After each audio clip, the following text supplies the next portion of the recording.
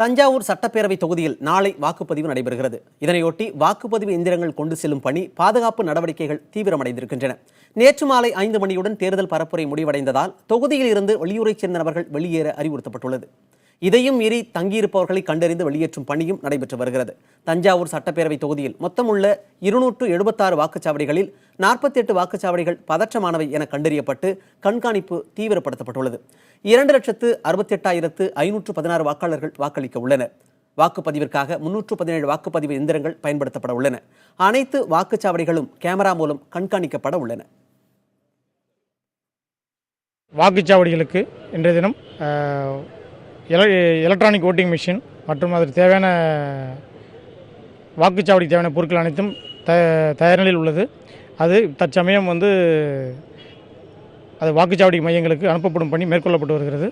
முதலில் வாக்குச்சாவடி மையங்களுக்குரிய அலுவலர்களுக்கு அவர்களுக்குரிய பணியாணை வழங்கப்பட்டு வருகிறது. அது முடிந்தவுடன் மாலை 2 மணிக்கு மேல் வாக்குச்சாவடிகளுக்கு உரிய காவல் பாதுகாப்புடன் வாகனங்களில் வாக்குச்சாவடி பொருட்கள் அனுப்பி வைக்கப்படும் என்று தெரிவித்துக் கொள்கிறேன். 276 வெப் கேமராக்கள் ஒவ்வொரு வாக்குச்சாவடி மையத்திலும் வாக்குச்சாவடி மையங்கள் பொருத்தப்பட உள்ளது. அதே போலவே ஒவ்வொரு வாக்குச்சாவடி மையத்திற்கும் தோராயமாக 6 முதல் 7 காவலர்கள் வரை இருப்பார்கள். மொபைல் பார்ட்டியும் நம்ம காவல் பணியில் ஈடுபடுத்தியுள்ளோம்.